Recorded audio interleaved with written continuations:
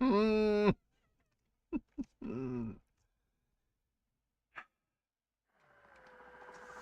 very word secrecy is repugnant in a free and open society. You're in violation of secure communication procedures, Commodore. So we just went ahead and fixed the glitch. There is no America. There is no democracy. Our fifth objective, a new world order. There are no nations. There are no peoples. There are no Russians. There are no Arabs. There are no third worlds. There is no Vast West. right-wing conspiracy. What do you call it when the assassins accuse the assassin? A new world order. Thank you for plugging in to the Stones Unturned podcast. Well, just a second there, Professor. We fixed the glitch. I'm your host, Professor Thomas Henry Horan. He reads everything. Hello there, my beautiful, bountiful, bodacious boosters. You better bet your bippies he reads everything. What I'm doing is, this is the book. This is the thing I was working on when you people dragged me into Zodiac and Manson and Son of Sam. So now you're getting it right between the eyes. And it actually ties in with all that. And then, so when I was doing all that, all the rough drafts, the rough draft of the first time through that is done. That only took 5 years. That all does tie into what I'm telling you right now. And there is a cult that goes along with this I haven't even talked about yet. So what I wanted to talk about today is, I need a copy of the Bible. Now, don't go buy me a copy of the Bible. Buy me one of those junk Russian or Roman coins. Pretend this is a Bible, okay? This book is literally 100% true. Pretend this is a Bible, and so the Bible is 100% true. It's literally true. There's not a metaphor in it. There's not, and it's all true because it's all about the money. In the ancient world, hi Allard, in the ancient world, their cosmos was, no matter what penny ante religion you belong to, the cosmos was, there was just one cosmos, and it was maybe a few thousand miles across. Educated people realized it was probably 1 million miles across. And this was it. There was no other reality. There was no higher plane of existence. So when they talk about money in the Bible, they're not being metaphorical in the slightest. It is spiritual. It is religious. It is money. But when you realize that how modern money already was in the ancient world, I have so many things to show you. But this book, the Bible, this book is literally true. It is literally true. Number one, the dates are fuzzy. The chronology, the order of events seems to be absolutely correct. The actual, concrete dates are something they didn't even have a concept of and wouldn't have cared about if you told them. The other thing is, the only copies of any of these books, including this one that we still have, are basically copies handed down by the Christians. So they've been heavily edited. Well, actually, they haven't been heavily edited. That's the thing. They've been barely edited. And let me show you what I'm talking about right now. These aren't even episodes. Oh, we went through this. I need to actually skip way ahead. This all used to be green. For a minute, this was mostly green.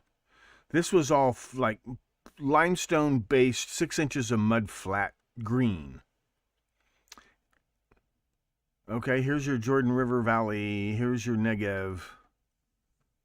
Way up here is your Constantinopolis. Way up here. This is where the tribe of Dan really was relocated, because the tribe of Dan used to be here. It was way up here. The tribe of Dan was way up here. Way up here. Well, maybe a little closer to here. And they did all this trade with Kupros. See, I'll show you all this.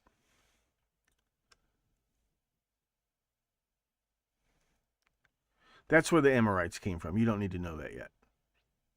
You'll see all this later. You'll see all this later. Where the tribe of Dan was located is where the pirates, smugglers, and shipwrecks all landed. You see that bay of, it's the Bay of Joppa? You see that? It's all It's all shitty beach break. It's all sand. You can't build seaports here. This is why the tribe of Dan located here, because the Greek pirates, the smugglers, right, all the shipwrecks would wash up right along this beach. And it's just conveniently located and it's right between, see, this is why the Phoenicians are on the red way up here in the north, and the Philistines are down here in the south. In between is nothing but shitty beach break. It's nothing but sandy, beautiful beaches. That's for pirates and smugglers and shipwrecks. And Megiddo is right here, and Gerizim is right down here in this pink spot right here. This is very important. This is David's first temple, David's first capital. This little orange dot, that's Capernaum. The blue dot is Megiddo. Right in this area here, no, way up in here, way up, this is Galilee. This is Galilee. Nazareth is up here on the western slope of these hills. They want to be apart from everybody. And Sephira, which is the flippin' Glendale of first century Israel, is right here. It's right there. Right, it's 3 miles. It's less than 3 miles from Nazareth. This, of course, is the Dead Sea, and this yellow dot is Jerusalem, and this yellow dot is much more important. This is Amman. And this pink road up here goes all straight to Damascus. So Megiddo was right here. You don't have, later on, modern technology of the Middle Ages will build a port at Haifa. There was kind of a port at Joppa, not really. So this is why the tribe of Dan is located here, and they're catching all the smuggling. They're catching all the rum runners. They're catching all the shipwrecks right here. And this goes right straight to Damascus, or it can go down the Jordan River Road to Aqaba, which wasn't called Aqaba yet. Are you with me? This is Israel. This is Israel. It has nothing whatsoever to do with these ignorant pig farmers down here in Judah. It has nothing to do with them whatsoever. Unless you want to go back 5,000 or 6,000 years, which I will. Out here in this desert, look at this. This used to be a floodplain. You see that? You see the Negev? That was all floodplain at the end of the Ice Age. All of this was green, at least half of the year. It would rain, rain, rain. This was all floodplain. And a very interesting economy grew up here. This is the Jezreel Valley. This is the Jezreel Valley. This part right here, this little stream that runs down out of these hills, there's a gap in the hill, this valley right here that goes, this is Caesarea Maritima. But Caesarea Maritima is a completely artificial harbor made of concrete. It's very modern. It's very, very modern. It's very modern. This is where the tribe of Dan is located. The Greeks are sometimes called Danoi, the Danube River, Danemark, blah, blah, blah, the Danaland. I think there's truth to that because I will show you. I'm going to skip through this today because I'm going to tell you how true the Bible is. Are you with me? Later on, the Romans will build Herod will build Caesarea Maritima because they've been here forever. And this is the Jezreel River. This is the Jezreel River. This is Capernaum. This is Jerusalem right here, and this is Sephira, pretty much. And this is the road to Damascus. That's why it's so important. I'm going to get to the letters of Paul here any minute. This culture right here goes back to 8500 BC. This goes all the way across North Africa, actually. It spreads all the way across North Africa. I got to finish this section. You have no idea. You have no idea. Blah, blah, blah. I'll come back to this. Abram doesn't stop at Ugarit, which, by the way, that name doesn't fit that whole entire Ugarit. That's an Eastern Semitic name. That was a trading port back in the day. That's how the Sumerians traded with the Cyprians. Kupros, the island of copper, right here. The problem is gale force winds blow down from the north and northwest. Okay? The current flows counterclockwise. So what you could do, the wind will blow you halfway down the coast, and then you can try to steer north. But if you're hauling all that copper and tin, it's going to be tough. It's going to be tough. So there's this little pirate kingdom right here that catches some of that overflow.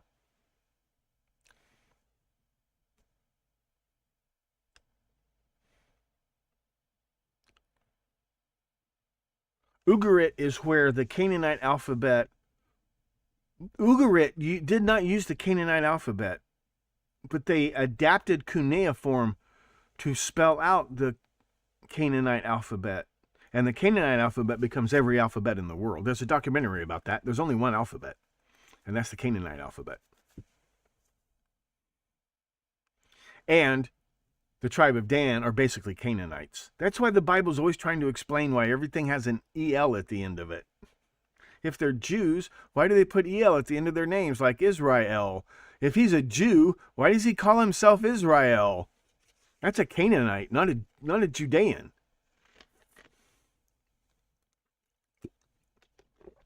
Which will continue until morale improves.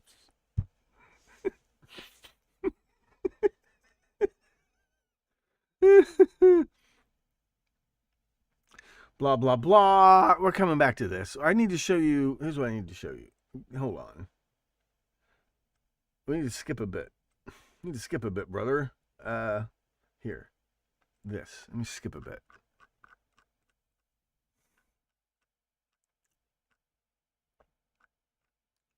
And this is why, to this very day, there's a legal argument over who's a Jew and who's not a Jew. It's all about the money. These Etruscan goods. See, the Etruscans did heavy, heavy business with the tribe of Dan. The Etruscans might as well be Danites themselves. This is really cool. This thing here in the shape of an arm with a hand. This is a handle. This is a handle from one of those peacock feather fans. This is called not a flagellum, but a flabellum. And I think the reason they put a hand on it was to let people know that that's supposed to be a handle and not used for something else. That's my theory. But it's cute. It's kitschy. The handle is in the shape of a hand. Okay, we got to... Hold on. Okay, there we go. And this, I'm going to come back to this. This, I'm telling you, this is an incense holder, because look at it. It's a centaur with a hole right in the front. And if you look at Etruscan centaurs, they do have the tackle in the front, not in the back, like in a Greek centaur.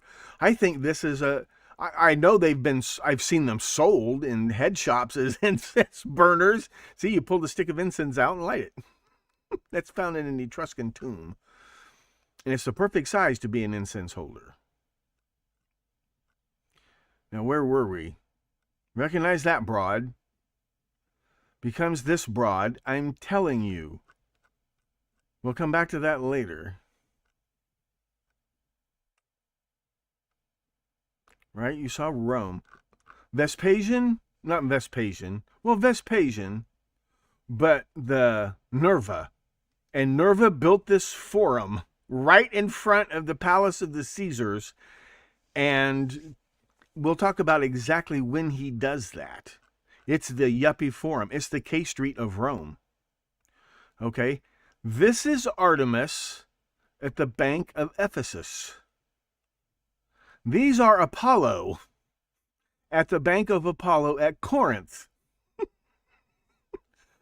We think that there was a merger of the two super banks, Apollo and Artemis, and coincidentally enough, one of these is a Jesus. I can't remember which one of these is a Jesus. Maybe not one of these is a Jesus, but Jesus starts to be portrayed this way.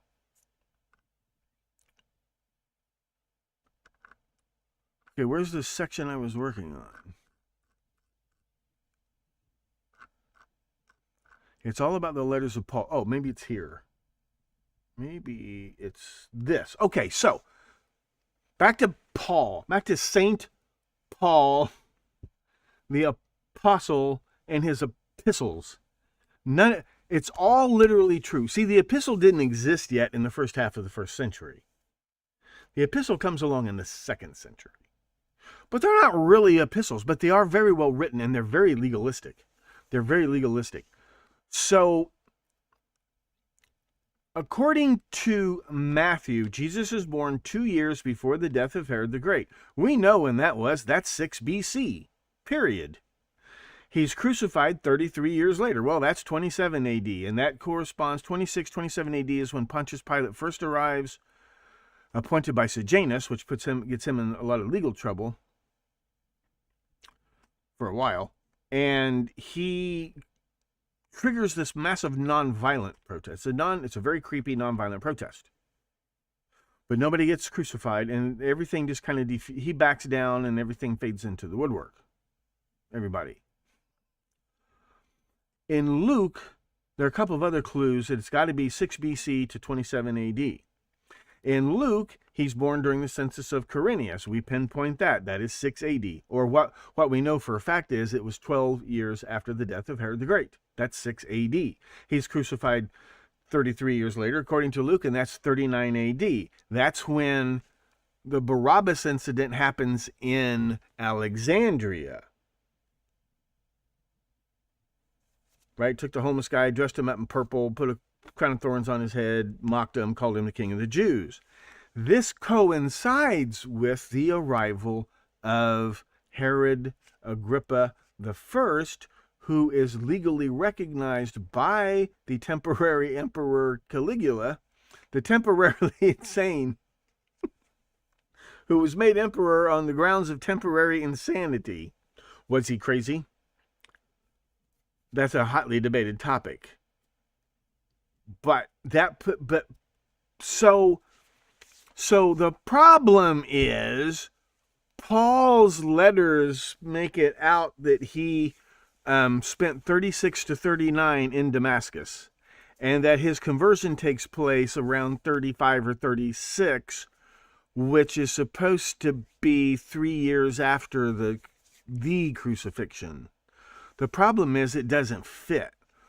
But then he spends 3 years in Damascus. That would have been a super duper rich city. Antioch hasn't become this, they're on its way up. Damascus was the Paris of Syria for a long time. Then, 39 AD, he visits Jerusalem for 15 days. And he meets Peter and walks away saying, okay, fuck you, I'll just go to Rome. This is in 39 AD. This is when the whole Barabbas incident does take place in Alexandria. But nobody gets crucified, as far as we know. See, all of these books come down to us. The only copies we have were edited by Christians down through the years. And we just have to live with that. But from 39 to 53, he disappears. Now, the version you read in Praxe Apostoloi, Apostolon, Apostoloi.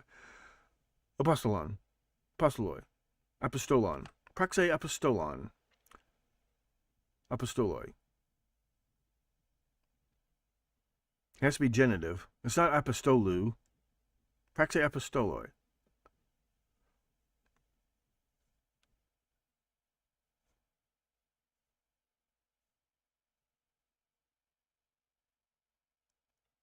None of this makes sense. So they try to date the crucifixion to the middle date of 33, and that makes even less sense. But Paul's journey to Jerusalem makes absolute perfect sense. Well, his conversion in 36 means that Jesus couldn't have been crucified in 39. He had to be crucified before 39, right? But Luke is Paul's guy. How could he get that so wrong? He didn't get it wrong. Paul never mentions Jesus in his letters. He never makes any reference to anything that ties in with the Gospels at all. If he was converted in 36 because of a crackdown on some religious rebels in the north, like he says, on the way to Damascus, well, we have an event for that. that no one ever talks about. Here's another problem with the crucifixion taking place in 39 is that Pontius Pilate was long gone by 39. Pontius Pilate was fired in 36, not 39.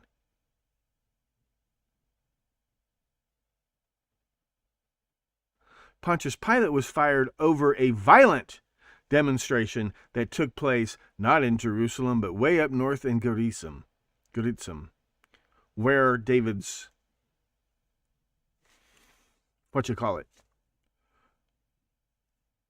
where the temple of Samaria had always been located. That's David's temple, the one in Gerizim. Solomon builds one in Jerusalem, supposedly, right? And that's destroyed, and the Persians rebuild that for Herod.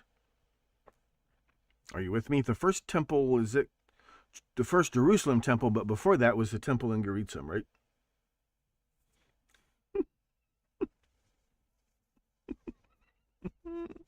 That was an extracurricular activity. That took place, and there was a Messiah whose name has been erased from all history books, including Josephus. The Bible, the Acts complains about a Jesus Barabbas, right?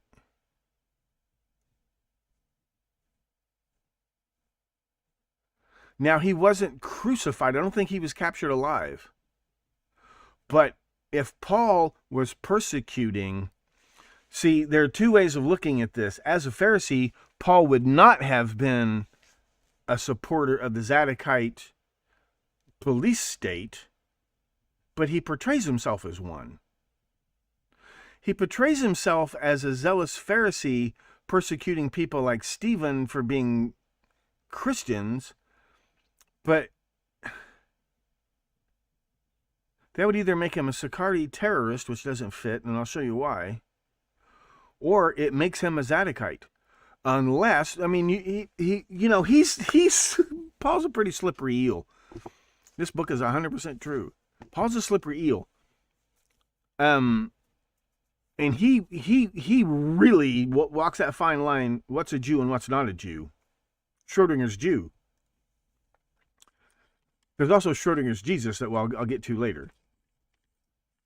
Is he man? Is he God? Is he spirit? Is he flesh? It's Schrodinger's Jesus. And actually, these are pretty deep, profound discussions of this, but they don't use math, right? It's the same idea, but different. It's the same difference.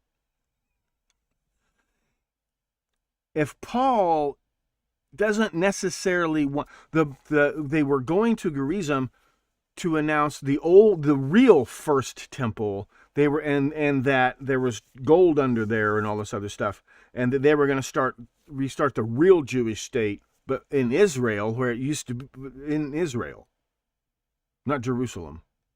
See, the Bible papers over all this crap, but there's trying to shove Judea and Israel together is just historically impossible. It has never happened, but everybody thinks it happened in the past. But that's what they're doing. And this guy is not given a name. So he must have had a name. Statistically, his name is Jesus. Everybody's name is Jesus. Throw a rock, you hit 3 Jesuses. And he would be counted as a Messiah, but he wasn't necessarily crucified. But a whole bunch of his followers were executed. Whether they were crucified or not is difficult to say, because most records have been destroyed for some reason. But if Paul had, as a Pharisee, he didn't necessarily support the founding of a rival temple, which there already was one in Leontopolis anyway. That's also interesting. We'll get to that in a minute. He wants to keep the temple in Jerusalem. He just wants the Zadokites out. And really, to a certain extent, they had a power sharing arrangement, and they had a rotating high priest and all this stuff. But he seems to want them out. And that's maybe it as a Pharisee before his conversion. But it really just sounds like he's a Sadducee. Where else did he learn? Because the Zadokites, the Sadducees, the phony Zadokites, had a lock on the law schools. The synagogues they were kind of like they were fetching old textbooks out of garbage dumpsters and trying to keep that going. Also, the synagogues were really all about keeping the Talmud going, the oral law that they developed in Babylon. And probably some from Aramea. More about the oral law. And the Zadokites said that's null and void. They didn't accept the prophets either. The Sadducees, not the original Zadokites necessarily. Because I think the original Zadokites were Persian appointed and they become the Pharisees. Because when Alexander conquers, nobody's paying enough. He gets Israel back on the tracks to open up trade again. That Jezreel Valley I showed you, he gets that going again. But it's not, he doesn't have a complete monolithic hegemony over the world. He really just plugs in the old global economy that used to run through Aleppo and not Ebla, but Ebla, that region up there. He's just plugging that back in. That's all he does. So if Paul, and once Alexander does that, the Arameans really rise to the top. The old Jews from Israel and the Judeans, and it's the Persians who put, there's still a rival. The Phoenicians they're not completely under Alexander's thumb. It's not a world of solid, it's not like Risk, where you have solid blobs of color. You have strings of Christmas lights that are seaports, and you have red ones, and you have green ones, and you have blue ones, and you have yellow ones. And one dominates more than the other, maybe, or they dominate key harbors, or they dominate key resources. The Vatican bank's claim to money is all based on their alum mines in northern Italy, and they matter a lot. Paul's family were in the Drapers Guild. They were tent makers. That's the Drapers Guild. They would know all about alum. Before aniline dyes, alum was the only mordant that you could get most dyes to stick to the cloth. The Ottomans had a monopoly on it for a while. If Paul is persecuting refugees, or if Paul is persecuting, not refugees, fugitives from the failed coup at Gerizim in 36, that would explain why why the guy's name is Stephen and not Jesus, and why he was converted on that spot, and why in 39 AD, when the new king of Israel, legally recognized by the Romans and the international banking community, Agrippa I, arrives in Rome, and according to all contemporary historical accounts, not everybody's 100% happy. They never are. But they now have their own king, and now they're expecting a debt jubilee, which is postponed and postponed and postponed. And if we take this apart, if we go through this,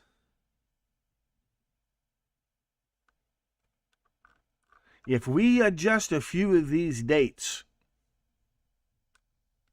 see, there's 14 years where his letters just disappear. What is he doing? What is he really doing? In Acts, but you got to remember, Acts of the Apostles, especially in Greek, treats Paul very sarcastically. It's almost a satire of Paul. Some of his letters they're hilarious. He goes on this thing about the hypocrites, and he goes on this thing about Peter and them are hypocrites because they wash their hands. Only hypocrites wash their hands. And he and Barnabas don't wash their hands, and Barnabas has not been circumcised. But he starts, is it Second Philippians or some shit? It's where he starts off, he says, I have been given the seal of approval by all the big time liars and hypocrites, right? It's a satire because he lists off, they all approved his gospel. Then he accuses them all of being hypocrites. And then he says Barnabas was true to the end. And finally, at the very end, he says, and by the way, Barnabas is a hypocrite too. It's hilarious.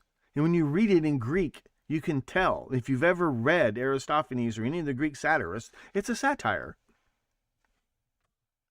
But it's mostly about the money. Because what happens next, which is completely ignored, but can't be ignored, what happens next is James the Just in 62 is allowed to audit the books, and he touches the menorah and it turns his finger green. It's all been replaced with fake it might have been fake from the beginning, but it's all fake. The people's blood sacrifice has been sold to the money changers outside in the courtyard of the temple. Those were commercial centers. It was the Forum of Jerusalem. That matters because they had been using the Jerusalem Temple Central Bank of Judea, which the Persians had established as the repository of all Jewish tithes, donations, and taxes. This is where the argument comes in, who's a Jew?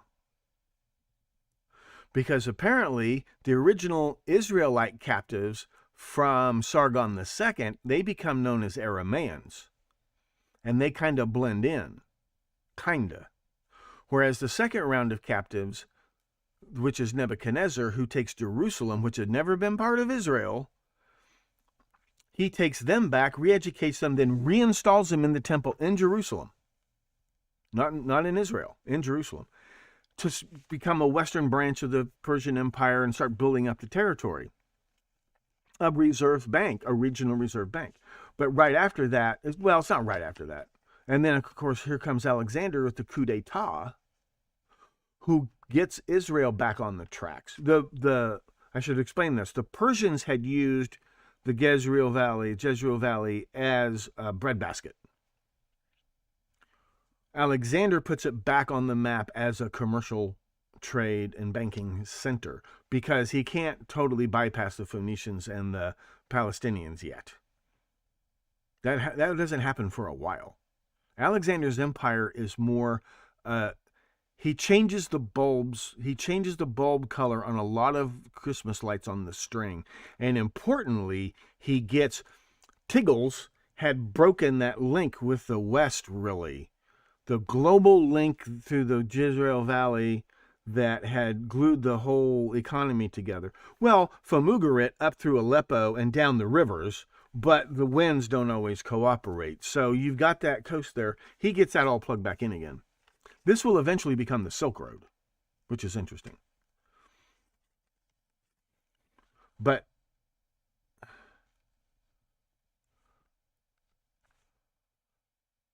what happens next is Caesarea Maritima. They have these big building projects. So they're using the temple bank at Jerusalem, which is the national bank. So under Persian law and then Roman law leaves this alone. They're not a top-down, you got to overhaul your system kind of empire. It's just a mafia protection racket at the top. They say, go ahead. But they start encouraging more and more Aramaeans to count themselves as Judeans to get the tax break, and they're funneling money back to the temple in Jerusalem under Persian law, which the Romans have left alone. So now you start getting this debate, who's a Jew and who's not a Jew. As far as the Romans are concerned, that's up to Jewish law to decide. You get your J cards at the synagogue, not from the Roman post office. But you must present your J card if you want to claim the tax deduction, the tax exemption, because you're supposed to be paying your taxes to Jerusalem. Well, to make a long story short, I'll go into this in more detail later. Eventually, the Caesars family own Egypt as a private colony. And they set up a branch, they set up a rival temple in Leontopolis. There's a scare. There's a scare in 139 BC. It has a lot to do with the Romans back the Hasmoneans, or they back the Maccabees. The Hasmoneans take over. This thing is not there are a lot of ins and outs, a lot of strands in old Caesar's head, okay? But they inherit, the Caesar family inherits, and through legal tricks, all of Egypt as a private colony. And it has its own Jewish bank, Leontopolis. And they start laundering money for the Caesars, going both ways.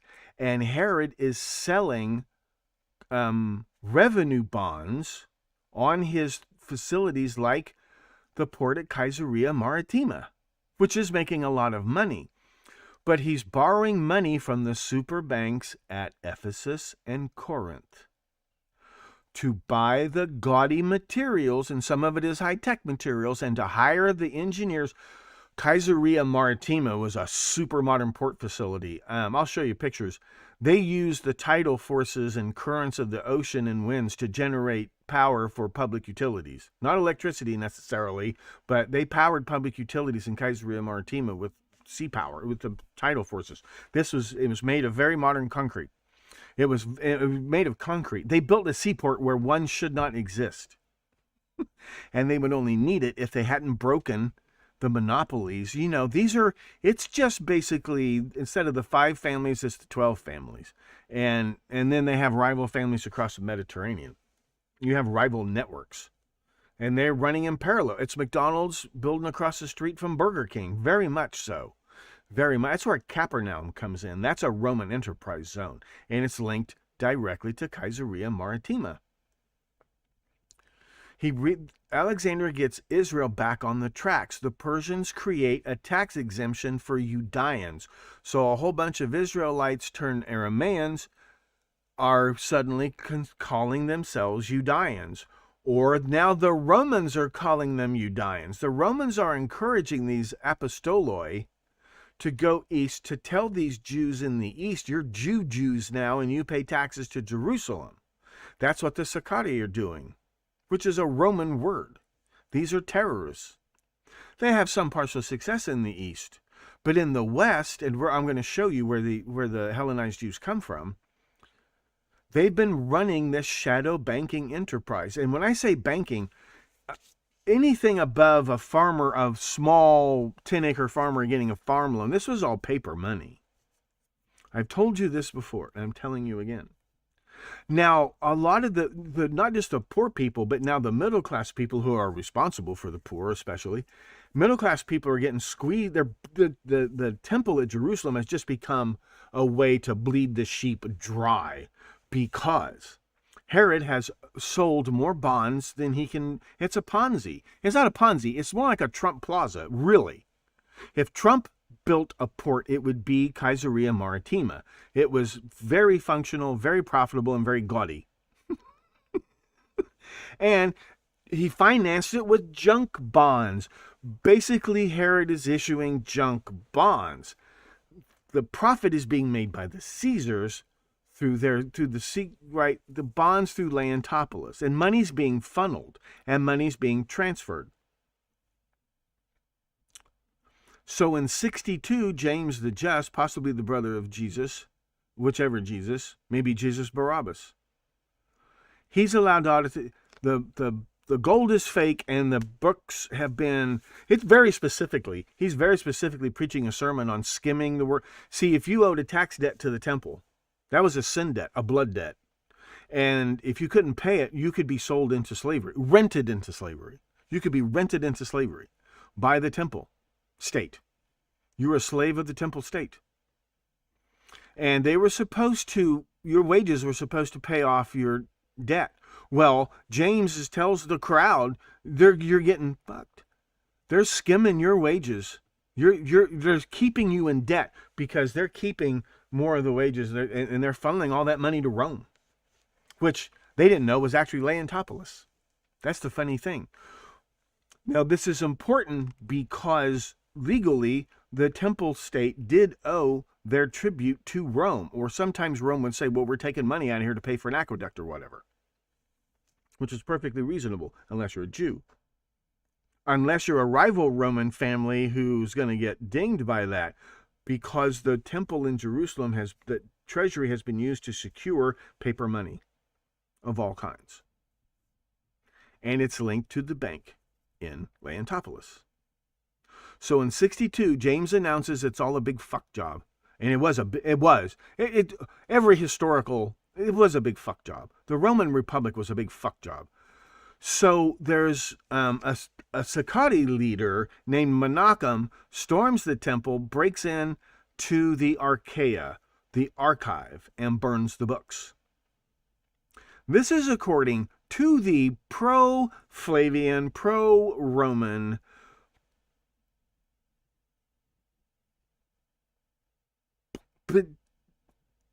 pseudo-Pharisee Josephus.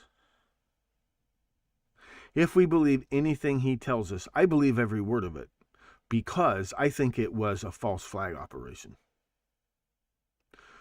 The people had been told the books were cooked. Menachem goes ahead and just brulees the books, supposedly. Suppose he didn't.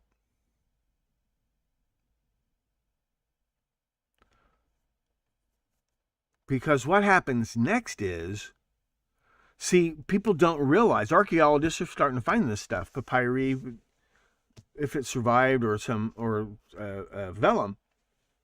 There was a mirror ledger kept at the Temple of Jupiter in Rome, because that was the Roman state bank, and that's where all tax monies were deposited. So all those contributions to Rome, there was and all these merchants who were doing business through the temple bank. See, the entire Jewish syndicate throughout the world used that as their reserve bank. So all your checks, all your letters of credit, if the books are cooked in Jerusalem, the whole, historians estimate 25 to 35% of the global Roman economy collapsed, and this stretched from Ireland to the other side of India. Because what happens next is there are all these three-cornered riots, and then eventually Titus kicks down the door of the temple to confiscate the gold, which isn't there, which he blames on his troops, which for some reason everybody gets off the hook. It's all very suspicious. And a bunch of ashes where the books were supposed to be. So this is 62. No, this is... I'll have to triple check my dates. 70 is the fall of Masada, right? 69 is when the Temple of Jupiter in Rome is burned to the ground. And I think it's blamed on Jewish terrorists, right? Nobody ever tells you. They didn't tell us this in school.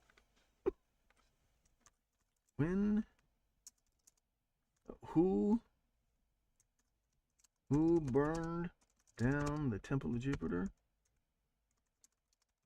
And conveniently enough, it was reconsecrated. And this time it was consecrated with the menorah and other holy items from the looted temple in Jerusalem.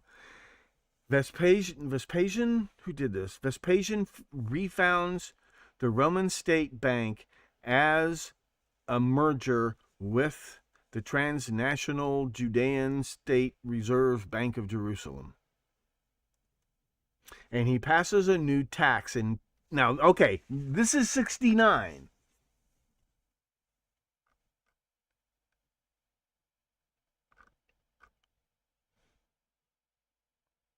December of 69, the year of the four emperors, between the Vitellians and the Vespasians. And the funny thing is, the Vitellians represented the old generation of money managers, and Vespasian represented the new. And how did he become the new? By burning the temple in Jerusalem. And all the books in the Roman Transnational Imperial Reserve Bank were burned. Unless they weren't. Because what happens next is they start playing a cat and mouse game with the officials of the bank in Leontopolis, which was protected like Fort Knox. It was like Fort Knox, and it was protected by Aramaean and Judean soldiers. Suicide squads.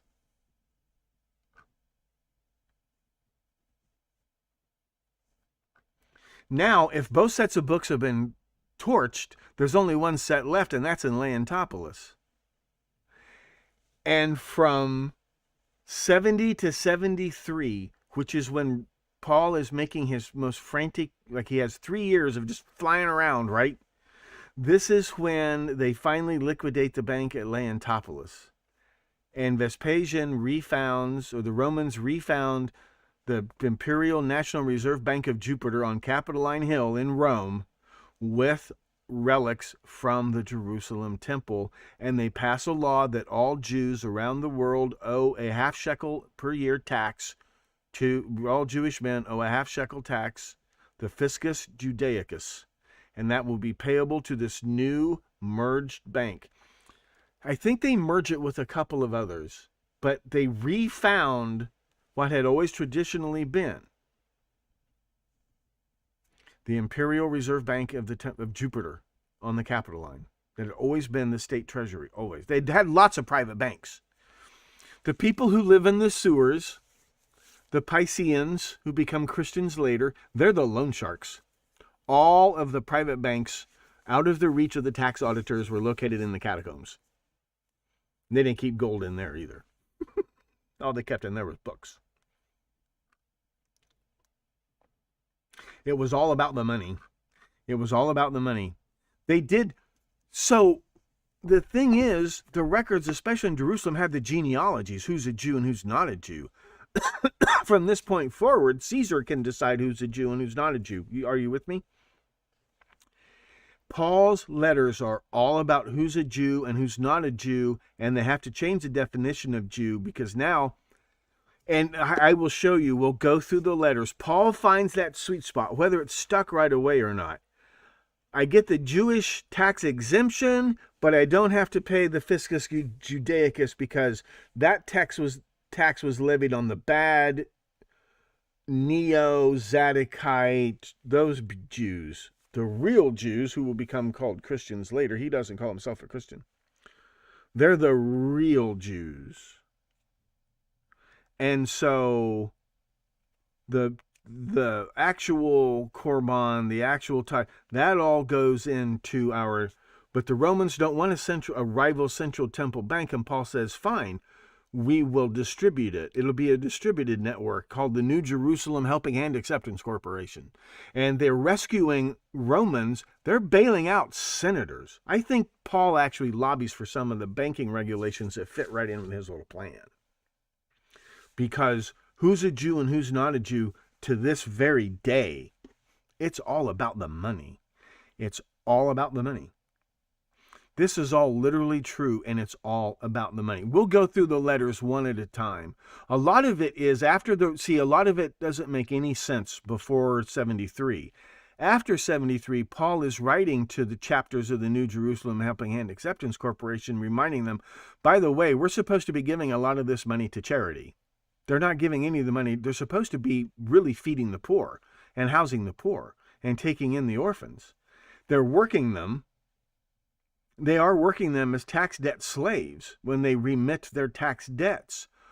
But he's reminding them, and these are open letters to be shown to auditors to prove that company policy is in line with the new Roman tax code. Because the Romans had laws, you couldn't profit from a charity that you donated to. Gates, Clinton, you name it.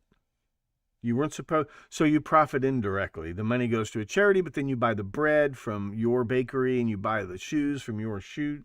Are you with me? That's not supposed to happen, but this is what they're doing. It's all about the money.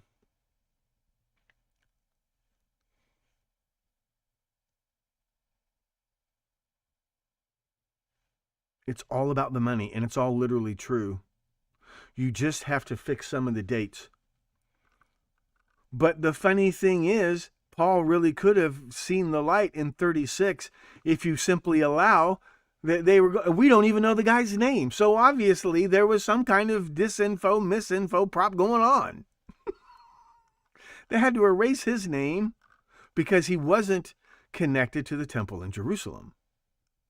It has to be who, now that the temple in Jerusalem has been physically destroyed, and if you read Paul's letters carefully, he's talking about how the See of Rome, the bishopric, the branch office of the New Jerusalem Helping Hand Acceptance Corporation in Rome, should take over the Roman state apparatus and reform it, which is what Vespasian is doing in 73. And the Christians must have got a toe in the door because they're a problem ever after. And they would be. When you read his letters, the Roman law said Jews decide who's a Jew and who's not a Jew. So Paul is setting down the rules for deciding who's a Jew and who's not a Jew. Under the current, none of that shit makes any sense before 73. It all makes perfect sense after 73. But if he was already going around, what was he doing? Did the New Jerusalem Helping Hand Acceptance Corporation exist before Jesus was crucified? That's what we're going to figure out. I know it already. That's what we're going to figure out. It's all about the money. It's all about the money. It's all about who owes who the money. And that means it's all about who's a Jew. I'm saying there are two possible explanations here. It was always a Sicarii who burned the books. So I just wonder if maybe Vespasian didn't seize the books and tell everybody they were burned.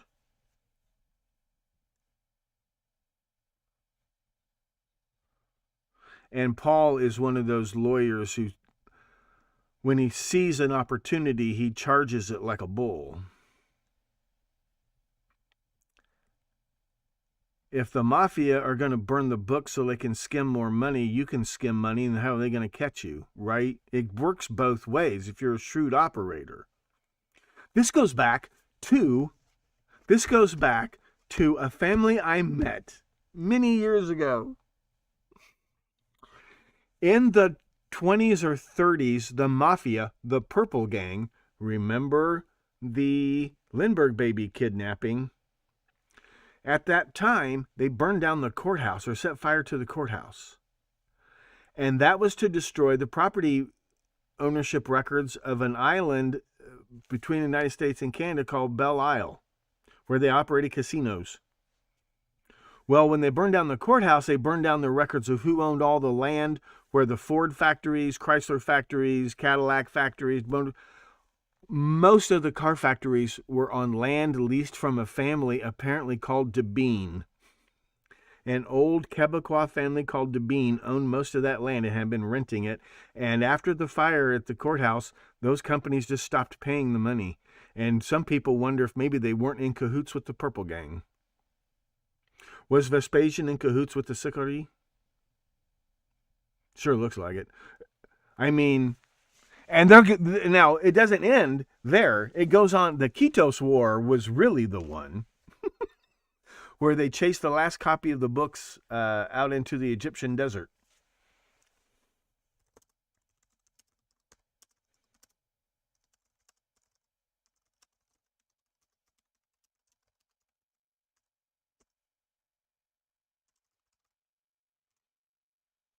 And the funny thing is, this is where those so-called Gnostic Gospels pop up, is in the deserts of Egypt. It's after the Kitos War, right? Then it rebounds back to Jerusalem under Bar Kokhba, but 115 to 117.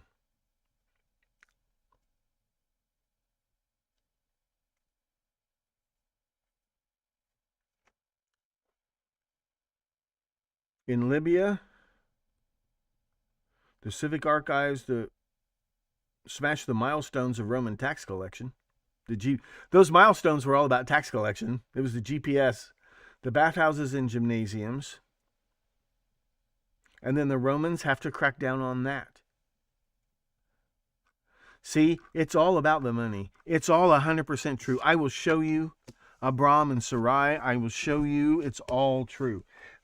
Those anachronisms, they're not anachronisms. That story is deliberately timeless. It's deliberately timeless. It is the story, not of the kingdom of Judah. It is the story of the kingdom of Israel. The kingdom of Queen Sarah, or son of Queen Sarah. Remember, the Bible never says anything about Isaac being the son of Abraham. The Bible pretty much says Isaac is the son of God, but he's the son of Sarah. And if Lord Sarah, Ishurael, or Ashurael, if Yahweh's Asherah is the queen of let's call it the virtual kingdom of Israel, then her son would be Otherwise, why do they have to change their names? I'll tell you why. Because it's all about the money.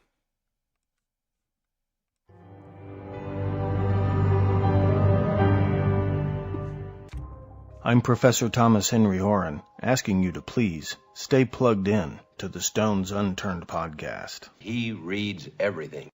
So, in the meantime, I'm also, I'm waiting to hear from TV Land, giving people time. As far as Zodiac goes, there's a point where I'm going to have to go through the guy who actually wrote. You know nothing. I still haven't told you anything about this. There's so much. Going through his military records and Hal Snook, all of that stuff. It all ties in because it is all about the money.